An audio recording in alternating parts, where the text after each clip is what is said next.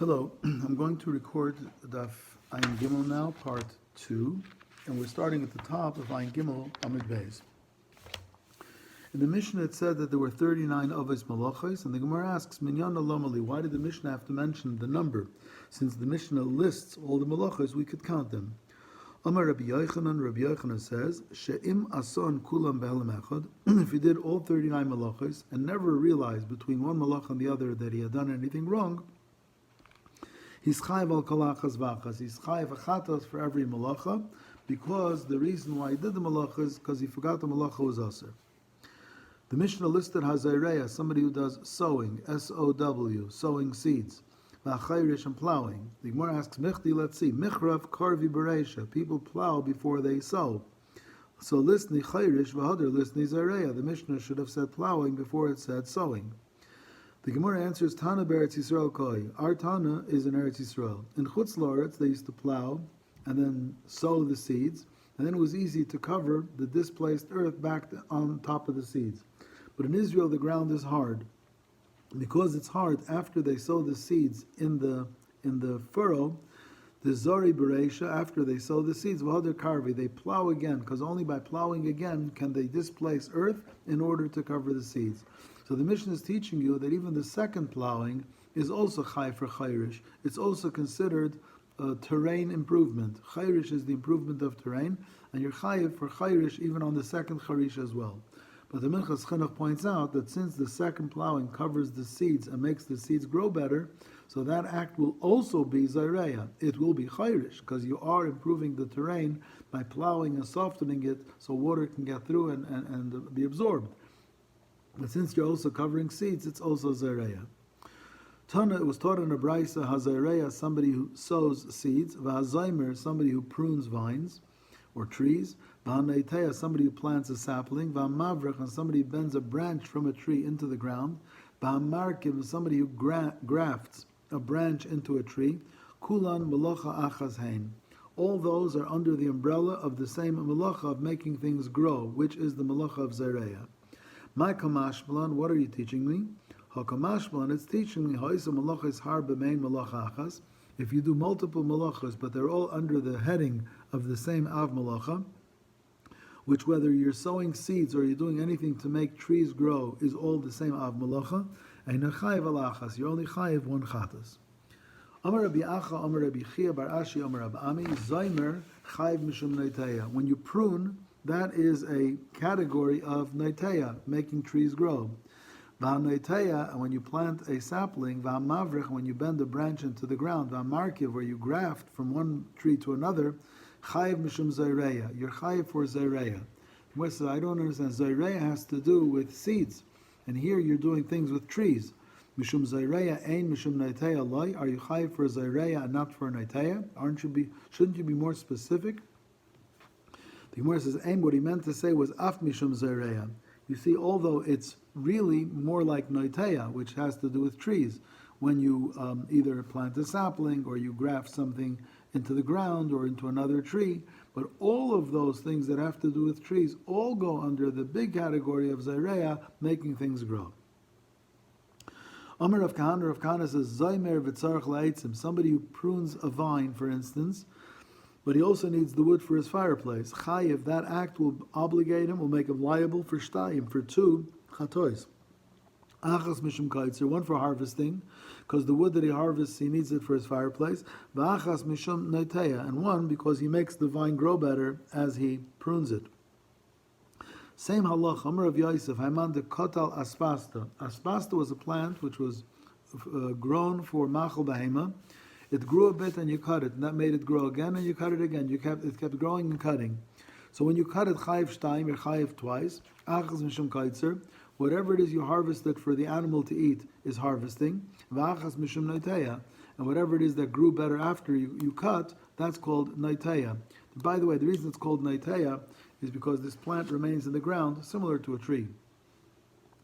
Amar Abaye says, Haiman de kon of silka, somebody that cuts a vegetable while it's attached to the ground.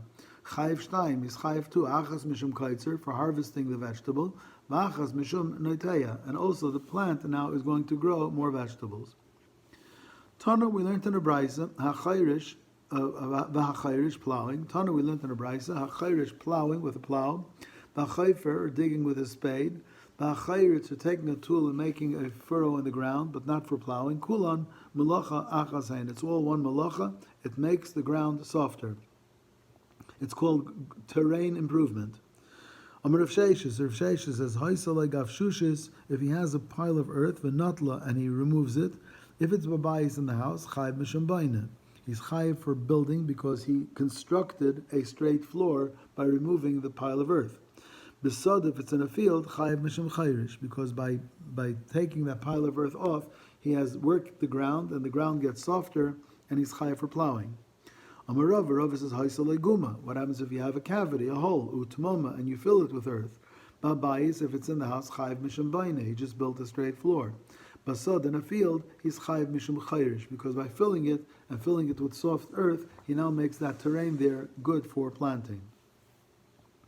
Amar Rabbi Abba says, a chayfer guma, if somebody digs a hole in his house, they had earthen floors, b'Shabbos and Shabbos, ve'eno tzarech elo afra, and all he needs is the earth, but he doesn't really need the hole, he's potter. He's potter for the hole that he made, and he's not chayiv for baina.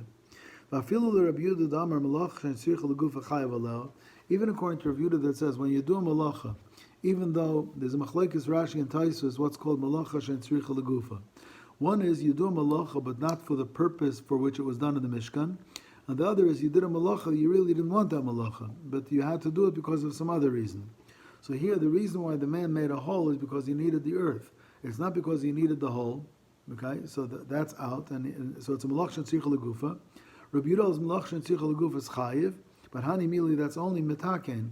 If at least the malacha that came out, even though that's not what you wanted or needed, but at least it's a constructive thing. Hi, to make a hole in the house, makalkalhu is ruining the house. So if a person actually wants to make a hole in the floor of his house, then it's baina.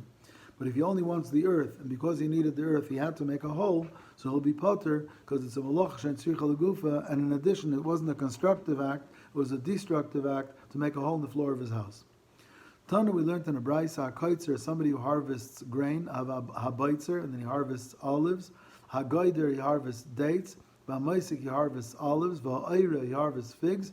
Kula malacha achasein, they're all under the same category of kaitzer, and therefore if you do all of them, you're only chayiv one chatas. Amar Rav Papa says, Haiman deshoda pisa ledikla, somebody who threw a clump of earth at a palm tree, v'atar tamri, and it knocked off some dates. Chayiv shtaim, he's going to be chayiv 2. Achas mishum toilish, one is because he removed the dates from the tree, so that's harvesting. And v'achas mishum mefarik, and that's clever now. Mefarik is a tolda of dash, threshing. What happens when you thresh? You separate the food from the psilus that surrounds it by crushing it. So Rav Papa says here, because Rashi says, because the dates are in branches, are like lulavim from the palm tree, so therefore by knocking them out, so you're separating the food from the branches they were attached to, which is similar to threshing. You unloaded, so to speak, the food from its surrounding psilus. So you're chayiv both for harvesting the fruit and for separating the fruit from its surrounding psilus, which would be disha. The Rishonim ask on Rashi, first of all, then why is that only dates? That would be really, if removing a fruit from a tree is called separating the fruit from its psilus, then any fruit, any apple or any orange or any pear that you take from the tree would be harvesting and also separating the fruit from its psilus. So the Rishonim say that maybe means something else. When this clump of earth hit the palm tree, what happened was a branch fell off, like the lulavim plus the dates. And then when it hit the ground, the dates now separated from the lulavim. And therefore, there you have two chatois. When you knocked the branch with the dates off the tree, that's called harvesting. And then when it hit the ground and it separated from the lulavim around it, that would be considered a mefarik. Rav Ashi says, "Ein derech tlisha bekach, ve'ein derech prika bekach." That's not the way to harvest, and that's not the way to do separation. And therefore, your potter, it's only a derabanan because you did it with a shinui. Amar Rav says, "Haiman dekonef milcha mi milchaso." There used to be ponds that ran water in, and then the water evaporated and left salt. When you sweep together the salt and you gather it, chayiv mishum ma'amri. You're chayiv for gathering it together. Abai says, "Ein imur ela begidule karka." Imur is only with things that grow from the ground and not with salt. Tana, we learned in a brayso hadash, threshing tvua and separating the grain from its psoilus when you thresh. Bamenapates, and when you beat or comb flax in order to separate the stalks from the fiber. Bamenapate also is knocking the cotton seed out from cotton. Kula malacha achasein. It's all to take the plant and remove it from its psoilus, from its residue, from its unwanted material. And therefore, all of them is one chatas. It's dash. Same way the dash separates or crushes the kernels and the stalks and the straw, separating them. The same as when you do that to flax, and the same as when you do that to cotton.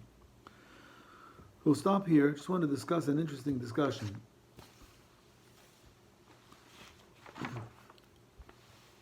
The Mishnah lists 39 malachas, but many Meforshim have pointed out that 2 of those malachas are different than the other 37. When it comes to planting, sowing seeds, you do the malach on Shabbos, but the product only comes out later. And also when you bake, you put it in the oven or you put a pot on the fire on Shabbos, but it takes time until the malacha is complete. There was a Gemara Daf Gimel that said that if somebody would put dough in an oven on Shabbos and he removes it before it's baked, he's potter from a chatas, because the malacha never happened. The Gemara in Menachos considers seeds that are in the ground before they take root as if they would be lying in a container. They're not really connected to the ground. In fact, the Gemara Rosh Hashanah says that it takes 3 days for seeds to start taking root. So the Rishash makes 2 interesting observations. He says, since we know that if somebody were to put a pot on the fire, since we know that if somebody plants, the actual taking root would happen only on Monday. Like if you plant it on Shabbos, the seeds, it only takes root on Monday, and nevertheless you're chayiv for planting. So then the same thing would be, he says, that if you put a pot or on a fire, or you put a bread in an oven on Shabbos afternoon, and it doesn't finish till after Shabbos, you're chayiv. Because these are 2 malachas that even though you do them on Shabbos, and the outcome is later, you're chayiv. And for Zareh, it's for sure like that. For Zareh, when you plant on Shabbos, for sure it only takes root on Tuesday. And for Oifa, he says, or cooking should be the same thing. That even if it only gets finished after Shabbos, you're still chayiv.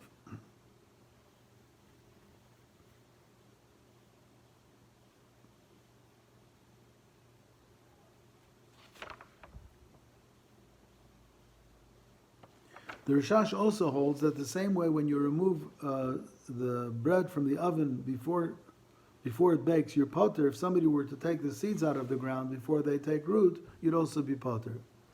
Minchas Chinuch disagrees, and he says that baking and planting seeds are different. Regarding planting seeds, it is clear that you're chayiv even though the completion happens after Shabbos. So therefore, he says, planting seeds, you're chayiv just for putting them in, and even if somebody were to take it out of the ground, you'll still be chayiv. But baking, we see from the Gemara in Daf Gimel that if somebody were to take it out of the oven before it bakes, you'll be potter. So therefore, the Minchas Chinuch holds when it comes to baking, you're only chayiv if it finishes baking on Shabbos. So again, the Minchas Chinuch argues with the Rishash on both counts. The Rishash held that on baking, just like on planting, you're chayiv even if it finishes after Shabbos, and he held in both of them, if you remove it before the product is finished, before the plant takes root, or before the bread bakes, you'll be potter. Minchas Chinuch says that baking and planting are 2 different things.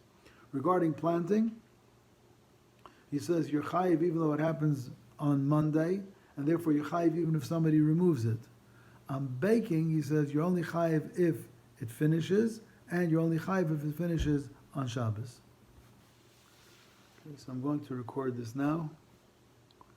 And Hashem Yazor.